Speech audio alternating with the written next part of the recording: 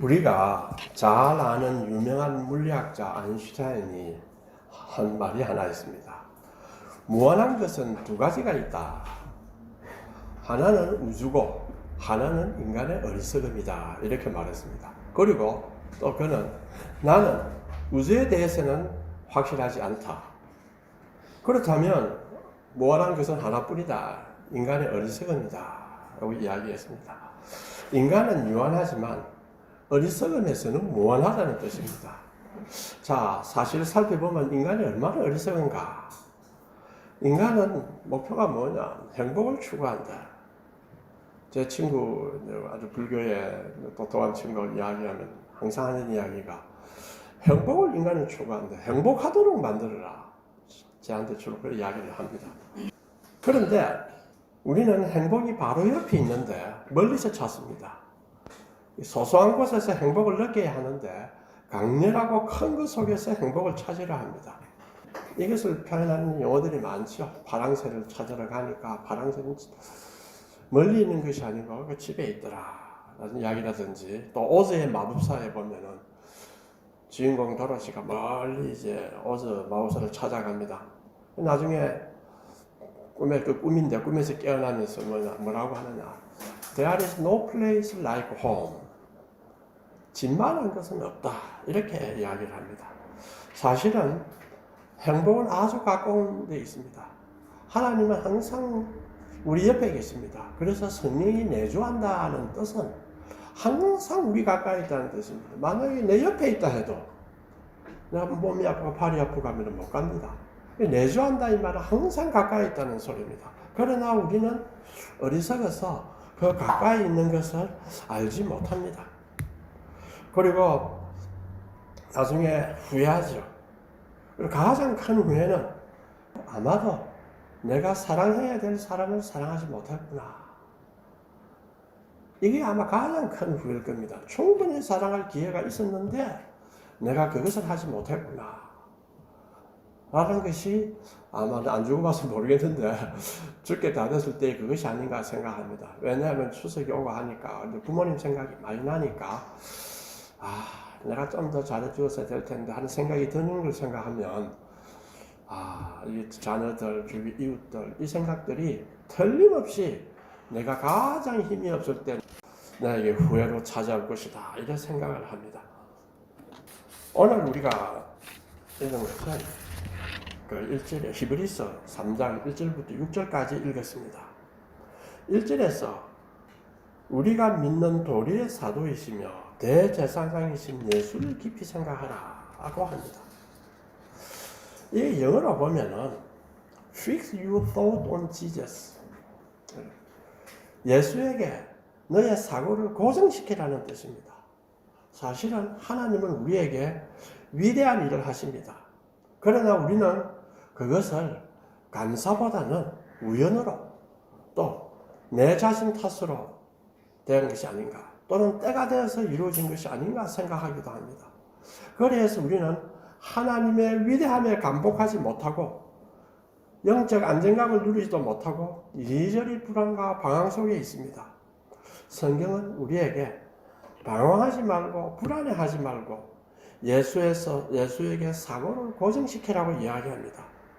그러면 히브리서 저자가 이 말을 한 그 히브리서의 독자는 대개 누구며 어떤 상황에 있는가를 한번 우리가 생각해 봅시다. 그들은 헬라파 유대인이라고 생각을 합니다. 혹은 유대인으로 구약을 아주 잘 아는 사람입니다. 그들이 처해져 있는 상황을 보면 히브리서 10장 35절에서 39절에 나타나는데 유대교의 박해가 심합니다. 그래서 너희가 피곤하여 낙심하지 않기 위하여 죄인들을 이같이 자기에게 거역한 일을 참으신 일을 깊이 생각하라고 이야기합니다. 박해를 많이 받으니까 그것 때문에 너무 불평하거나 저항하기보다는 예수 그리스도는 얼마나 박해를 받았는가를 생각하고 참아라. 이겨내라. 이런 뜻입니다. 낙심하지 마라. 그들은 많은 또 유혹을 받습니다. 특히 이단의 유혹이 많습니다. 그래서 뭐라고 하느냐. 여러 가지 다른 교훈에 끌리지 말라. 또 너희가 듣는 것이 두나무로 설명하기 어려우니라 이런 표현들을 보면은 믿음도 아주 약화되어 있다고 말할 수 있습니다. 이런 사람들에게 이제 히브리서 저자가 이걸 전합니다. 저는 한번 제가 이야기했습니다만은 저는 역사를 좋아해요. 특히 이제 최근에 고대사나 이런 걸 아주 좋아합니다. 좋아하는데 이제 이 히브리서가 나오면은 이제 히브리서의 그 독자들은 헬라파 유대인이다 이러면은 구약이 헬라어로 번역이 됐어야 되거든요. 그런데 그 시대가 약 기원적 300년입니다. 헬라어는 고전 헬라어, 코인의 헬라어, 현대 헬라어 이렇게 되어 있습니다. 이 고전 헬라어라는 것은 이제 플라톤, 아리스토텔레스 이런 책들을 읽을 수 있고, 코인의 헬라어라는 것은 성경을 중심으로서 이루어진 것입니다. 많은 문화들은 이제 코인의 헬라어를 중심으로 해서 발전해 왔습니다. 그런데 딱 BC 300년경에 이집트 상황은 어땠냐 하면 그 임금은 프톨레마이오스 1세, 여러분 잘 알죠? 알렉산더 대왕의 부하로서 장군으로서 이제 참전했던 사람입니다. 그리고 그 1세하고 1세 아들 필라델포스 2세가 되죠. 그때 막 모세오경을 번역한 걸로 봅니다.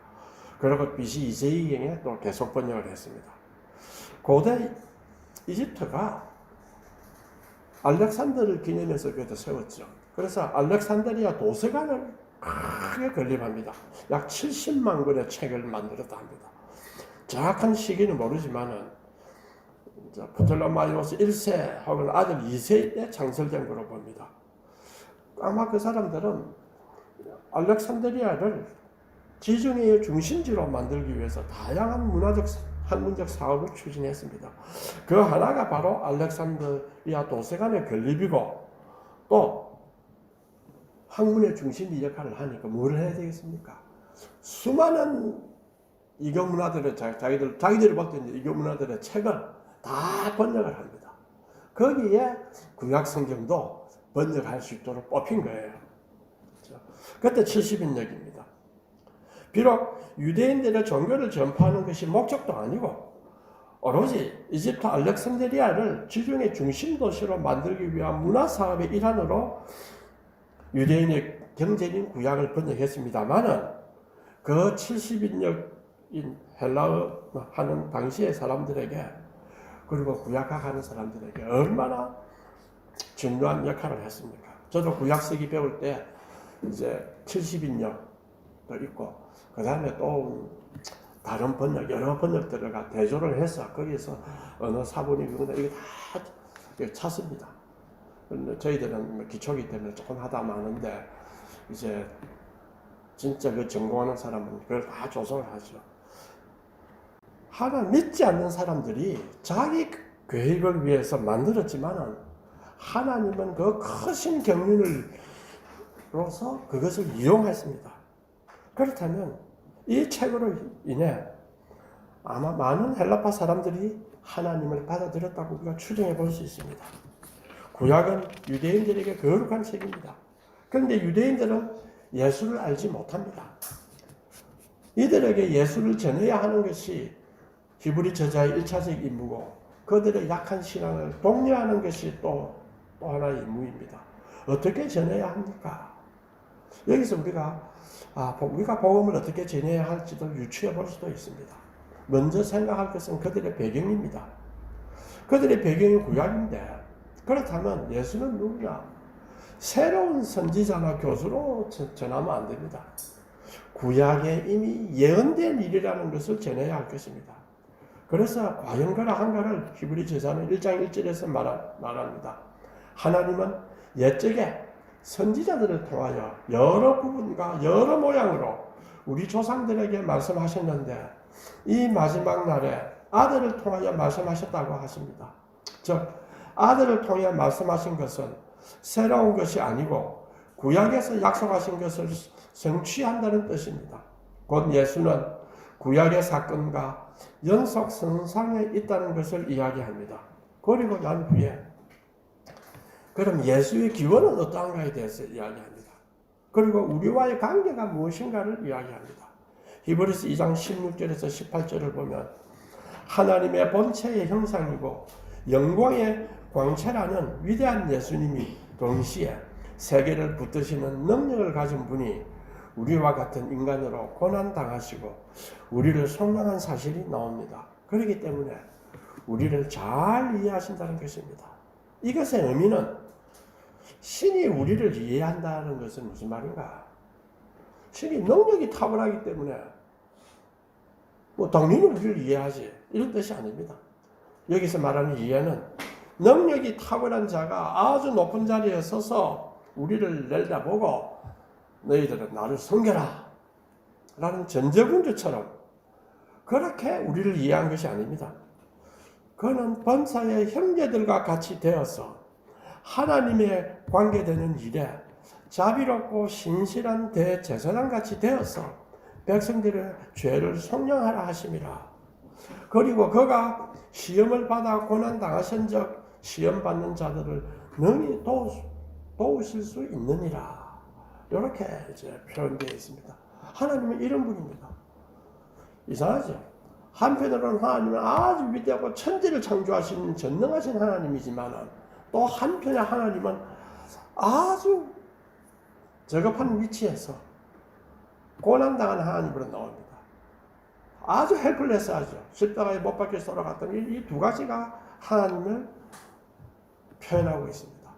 그리고 하나님의 영이 계셔서 우리를 돌보신다. 우리와 더불어 탄식하신다. 이렇게 그것이 성경에 나타나는 하나님입니다. 신에 대한 이해는 여러 가지가 있습니다만 성경에 나타나는 이 하나님이 신에 대한 가장 잘된 이해라고 저는 믿습니다. 왜냐하면 신은 사랑을 가진 분이기 때문에 그리고 정의를 가진 분이기 때문에 그것을 생각해 보면 이 세 가지 의미를 하나님이란 분은 가지고 있다. 그래서 예수님이 히브리서에 보면 예수님이 고난 당했기 때문에 너 고난을 이해한다. 이런 단어를 씁니다. 우리가 자식한테 공개할 때 아버지가 이렇게 겪어보니 너희들은 이렇게 해라. 내가 너희를 이해한다. 이렇게 우리 말하죠. 진실로 예수님은 그 자신의 시험과 유혹을 이겨냈습니다. 이 광야의 시험입니다. 짧은 구절로 나와 있지만은 우리 모두에게 오는 시험과 유혹의 상징입니다. 우리의 운명에 따르기 마련인 그러한 시험뿐만 아니라 그의 메시아적 소명에 영향을 주는 미묘한 유혹을 이겨냈습니다. 이런 시험과 유혹은 그 후로 다시 주님께 찾아옵니다. 하나님의 소명을 실현하기 위해서 꼭 고난과 죽음을 선택해야 되나? 그냥 으악 해서 너희들 구원하면 안 되는가? 이런 생각할 수 있죠. 예수님 보면 이걸 피해서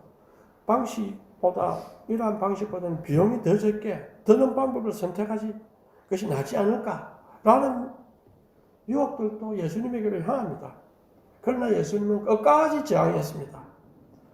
새벽 미명에 일어나서 기도하신다든가 백성들이 그를 왕으로 세우려 할 때에 자리를 피했다는가 베드로가 십자가의 잔을 피해야 한다고 할 때에 주님은 사탄아 물러가라 했습니다. 주님은 그가 세상에 온 목적을 성취하기 위한 변함없는 태도를 취했습니다. 하나님의 백성은 인류에게 공통적인 시험을 견뎌야 할 뿐만 아니라 하나님에게 불충하도록 그리고 기독교 신앙을 포기하라는 유혹을 받습니다. 여기서 하나님의 백성들이 견딜 수 있는 힘은 어디서 옵니까? 우리의 삶이 많이 힘든 것을 경험합니다. 특히 사업하시는 분들은 사업의 미래에 불확실성, 계획대로 되지 않아 오는 경제적 어려움을 경험합니다. 또 개인적 삶이 짐이 되어서 아주 힘들 때가 많습니다. 그리고 지칠 경우가 많습니다.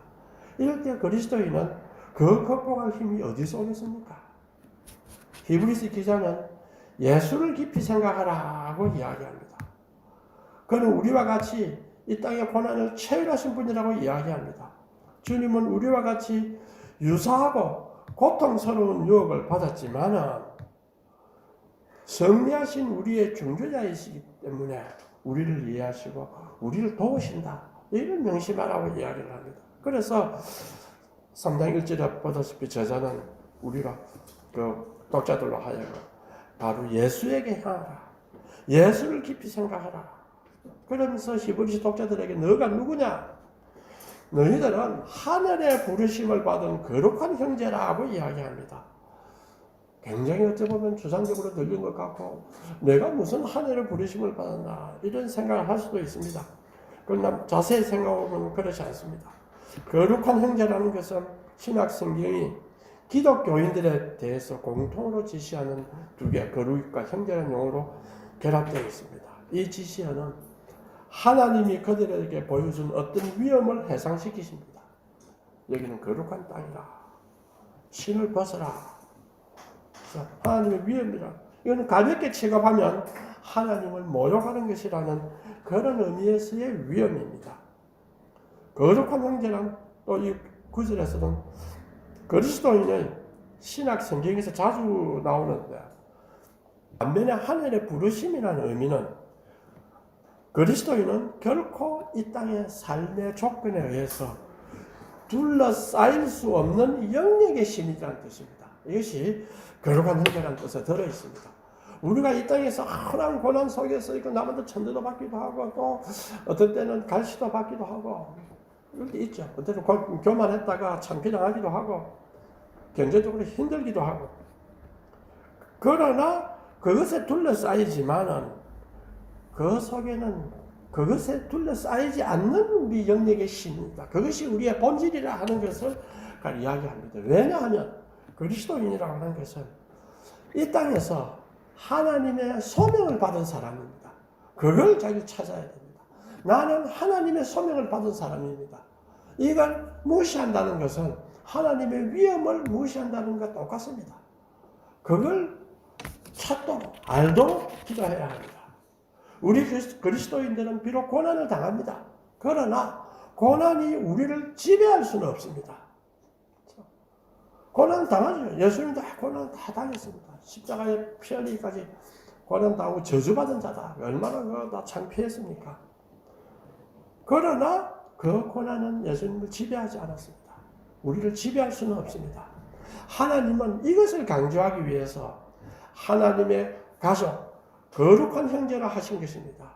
우리 교회들 중에서도 고난당하는 사람이 많습니다. 우리가 어떻게 해야 합니까? 결코 우리는 고난에 지지 않습니다. 우리의 힘으로는 힘들지만은 하나님이 우리를 보호하십니다. 어떤 고난이 오더라도 반드시 이깁니다. 그리스에서는 신의 전지전능성을 강조하는데 전지전능함을 강조하다 보니까 신은 감정이 없어야 됩니다. 왜? 감정은 변하거든요. 신은 감정이 없어야 돼요. 또 고난은 피해야 되는 거 무가치한 것입니다.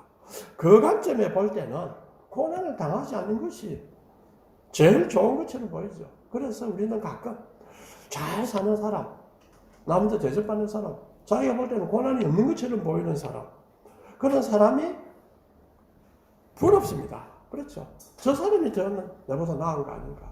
저 사람이 더 축복받은 사람이 아닌가? 이런 생각하니까 자기를 돌아봅니까? 부러워하고 또 자신을 비교해서 보니까 실망을 합니다. 그런데 이것은 아주 잘못된 생각입니다.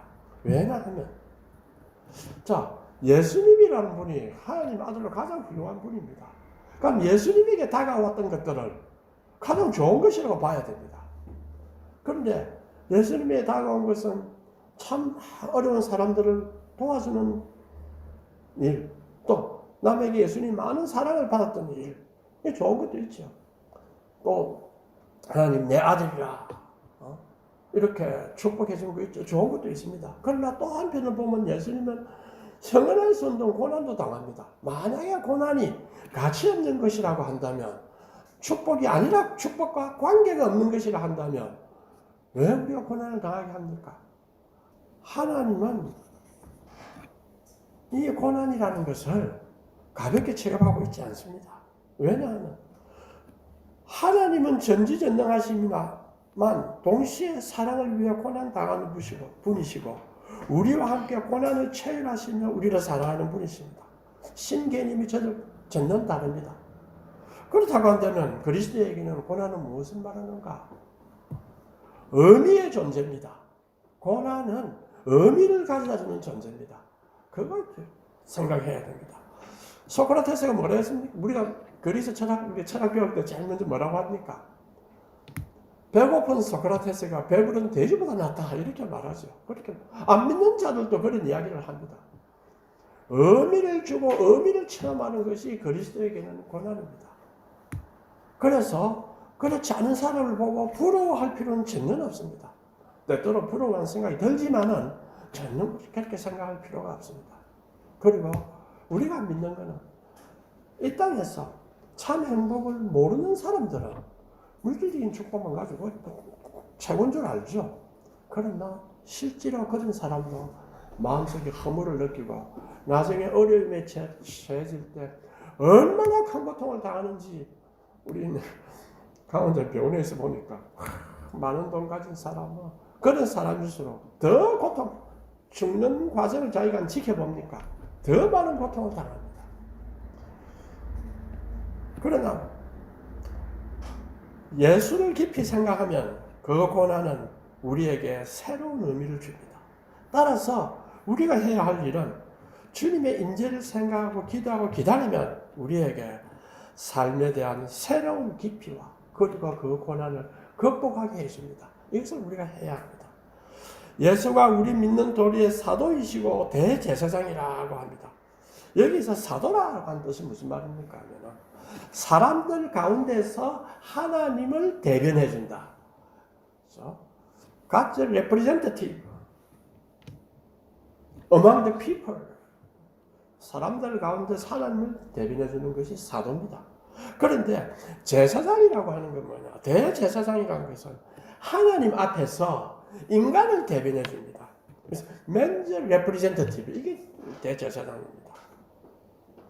예수님은 인간의 대변자이면서 하나님의 대변자입니다. 구약에 기록되는 인간에 대한 하나님 자신의 계시가 나옵니다.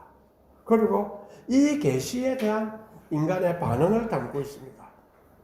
이 두 측면에서 하나님 자신의 계시와 인간의 편에서 반응을 위한 이 기록은 예수님 안에서 비로소 성취가 이루어집니다. 예수는 하나님이 자신을 최종적으로 그리고 완전히 드러내는 그러한 분만이 아니라 하나님에 대한 완전한 인간의 순종이라는 반응을 구현하신 분입니다. 그래서 우리가 하나님을 알려면 예수를 보라. 하나님 앞에서 인간의 나아가야 할 모습을 알려 하면 예수의 행적을 보라. 그래서 예수를 깊이 생각하라. 그는 신실한 대제사장이고 아주 신실한 엠바서더, 대사입니다. 이러한 역할을 한 분이 구약에는 없습니다. 그래서 저자는 히브리서 독자들에게 하나님은 한 분이고 예수는 아들로서 왔다고 이야기합니다. 그리고 부활했다고 합니다. 우리의 죄를 속량하고 우리와 고통을 당한 분이라고 합니다. 그러니까 천사보다 낫습니다. 자, 그것을 들은 히브리서 독자들은 무슨 생각을 하겠습니까? 모세하고는 어떠느냐? 모세와 비교하면 어떻게 되느냐? 이렇게 할 수 있죠. 오늘 우리 같으면 아주 위대한 성인, 공자나 석가나 이런 사람과 비하면 어떻게 되겠는가? 이렇게 안 믿는 사람은 질문할 수가 있습니다. 모세는 분명히 하나님이 그 백성에게 보낸 사도입니다. 이 기회에 우리는 모세가 누구인지 한번 살펴볼 수 있는데 분명히 하나님과 백성을 중재하는 가장 효과적인 중재자였습니다. 비록 아론이 있었지만 아론은 모세의 말을 전했을 뿐만 아니라 모세가 하나님의 십계명을 받기 위해서 시내산에 올라갑니다. 그때 불과 얼마 되지 않는 기간 동안에 아론은 백성을 다스리지 못하고 백성의 요구를 만족하기 위해서 금송아지를 만듭니다. 이 금송아지가 바로 너희를 인도했으니 경배하라고 합니다. 어찌 본다면 우리하고 아주 닮아 있습니다. 그리고 이 금송아지가 바로 너희를 인도하니 경배하라. 얼마나 큰 죄를 지었습니까? 그런데 이 아론을 징벌하려 할 때 아론의 죄를 용서해달라고 한 사람이 바로 모세입니다. 애굽으로 돌아가자고 모세의 캠프에서 모세에 대한 도전들이 있었습니다. 하나님은 그들을 징벌했지만은 그리고 모세를 돌로 치러 나오는 백성을 하나님이 다 멸절하려고 했습니다. 모세에게 이걸 다 멸절시키고 새로운 백성을 너에게 줄 테니까 새로운 나라를 건설하라고 했습니다. 그러니 모세가 뭐라 했습니까? 자신의 이름을 생명책에서 지우더라도 이들을 살려달라고 했습니다. 즉 모세는 중재자의 도리를 다 했습니다. 그런데 또 미리암이 모세를 비난했죠. 그때 미리암이 문둥병에 걸립니다. 가끔 이 스토리를 가지고 여러 목사님들이 하나님의 종을 비난하면 이렇게 될 수 있다. 종을 비판하지 말라. 이런 데 사용하는 경향도 있습니다만 그것은 잘못입니다. 이 스토리는 모세가 생명을 걸고 백성을 변호하는 이 모세의 중지 행위를 보면은 하나님의 백성의 유일한 지도자로서의 모세는 마치 주님을 상징하는 것처럼 보입니다. 그것이 더 옳다고 할 수 있습니다. 하나님의 다른 대변인이 다른 하나님과 비전을 보거나 꿈속에서 소통하는 사람들이 있습니다.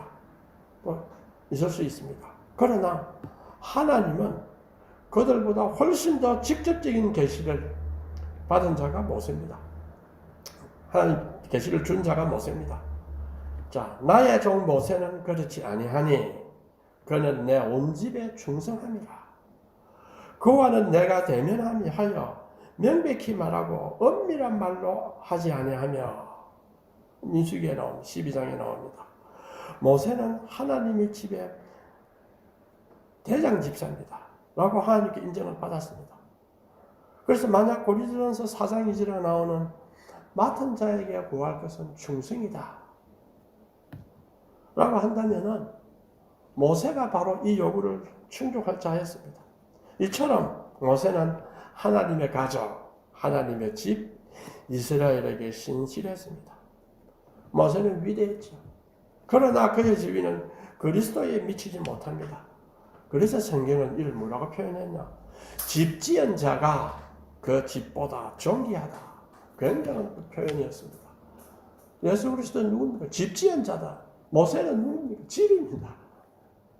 그 집의 대장입니다. 모세는 위대했으나 여전히 하나님의 집에 속합니다. 그리고 집마다 지연이가 있으니 하나님은 만물을 지었습니다. 모세는 하나님의 온 집에서 종으로 신실하게 생겼습니다마는 그리스도는 하나님 집을 맡은 아들로서 하나님과 같이 하셨으며 영으로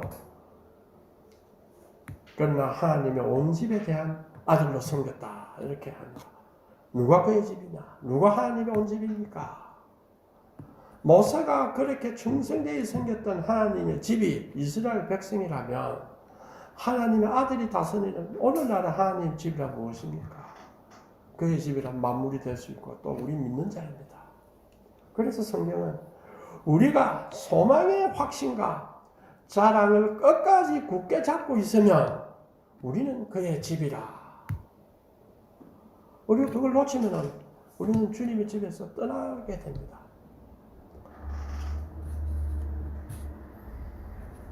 영어로 일단 보면 우리가 확신을 굳게 잡고 소망을 즐거워하는 것이 끝까지 굳건하면 우리가 그의 집이라. 이 소망을 즐거워해야 합니다. 우리가 두려워하지 않고 우리의 소망을 지키면 우리가 바로 그의 집이다. 이 두려워하지 않고 우리의 소망을 지킨다는 조건문을 한번 봅시다. FF 브루스는 이렇게 이야기합니다. 성도의 최종적인 교리, The Doctrine of Perseverance, 견인의 교리는 성도는 끝까지 인내하는 사람들이라 라는 그런 유익한 결론을 자연적인 결론으로 가지고 있는 사람이 성도다. 끝까지 인내해야 됩니다. 씨 뿌리는 비유에서 보면요, 돌짝밭에 떨어진 씨앗은 처음에는 잘 자라는 것 같습니다. 잘 자라죠. 결국에는 태양의 열기가 올 때 그걸 이겨내지 못합니다. 왜냐하면 뿌리를 갖고 있지 않기 때문입니다. 하나님의 말씀을 들을 때 기쁨을 가지고 적극적으로 받아들이고 주를 믿습니다. 뿌리가 없으면 처음에는 환난이나 고난을 할 때 잠시는 견디나 곧 그들은 바로 넘어집니다. 우리에게 중요한 것은 이 뿌리를 가지는 것입니다. 자, 히브리서 독자가에게 일어나는 것을 정확하게 저자가 두려워하는 것이 바로 이것입니다. 끝까지 인내를 갖지 못하고 처음에 기쁘했다가 쉽게 넘어진다. 이리 해서 두려움 없는 고백과 기쁨에 충만한 희망을 유지하라. 그것을 이제 강조하고 있습니다. 그리스도인은 믿음으로 살지 눈에 보이는 것으로 살지 않습니다.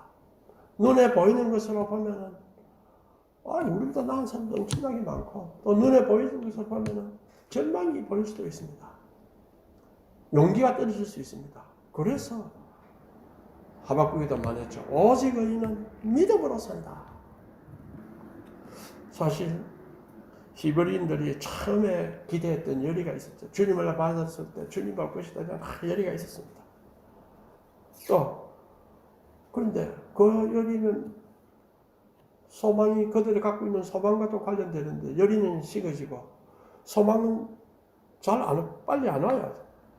늦게 옵니다. 또 여러 가지 압박들이 닥쳐서 그들의 믿음의 확고함을 위협했습니다. 그래서 저자가 뭐라고 했느냐? 서서 견딤으로써 얻는 것이 있고 뒤로 물러섬으로써 잃는 것이 있다. 그걸 역설합니다. 우리는 굳건하게 서서 나갈 때에 훨씬 많은 복이 옵니다. 시간이 걸린다 하더라도 인내할 때는 여러분이 깨달을 수가 있습니다. 그래서 그는 익숙한 구약 성경의 전례에 호소해서 그 경고를 자꾸 보충을 했습니다. 예수 그리스도 안에 있는 사람과 예수 그리스도 밖에 있는 사람들과 차이가 뭘까요? 하고 묻는다면 예수 그리스도 안에 있는 사람은 자신 속에 어둠이 있다는 걸 알고 있습니다. 어둠이 있다는 걸 보기도 합니다. 그럼에도 불구하고 그 어둠 넘어 하나님에 대해서 준비된 자신, 곧 이 안에 있는 자신을 발견합니다. 그러나 그리스도를 믿지 못하는 사람은 그것이 없습니다. 내가 하나님 안에서 준비되어 있는 자로 내 어둠 너머에 빛이 있다는 것을 아는 사람은 그리스도인이고 그렇지 못하는 사람은 일반인입니다. 이것이 큰 차이입니다. 그러니까 예수를 신앙하는 이 교회는 뭐냐? 성령에 의해서 그리고 믿음 안에서 살아가는 자들의 모임이 교회입니다. 성령이 인간에게 믿음을 만들면 그 믿음은 바로 교회가 됩니다. 성령에 의한 믿음이 있는 곳에 교회가 있습니다. 교회 안에 있다는 것이 구원의 자동적 수단이나 방편이 되는 것을 의미하지 않습니다. 인간이 성령의 조명에 얼마나 정직하게 인격적인 반응을 보이는가에 달려 있습니다. 그래서 신학자들, 교회는 성령 사역의 역사적 형식이고 따라서 신앙의 역사적 형식이다라고 이야기를 합니다. 자, 이렇게 보면 우리 교회는 우리 신앙의 역사가 되고 동시에 우리 신앙에 담기는 그런 역사적 형식이 또 될 수가 있습니다. 이것을 우리는 믿고 나아가야 합니다. 이 모든 것을 이겨라고, 어려움을 이기고 이 모든 것을 주님의 은혜 안에서 지켜라고 히브리서 수신자들에게 이야기를 했습니다. 우리 역시 이 모든 것을 이기기 위해서 그리고 기쁨 속에서 신앙생활을 하기 위해 오늘부터 예수에게 우리의 사고를 집중시키라는 뜻인 예수를 깊이 생각하시기 바랍니다. 네, 통성으로 기도하겠습니다.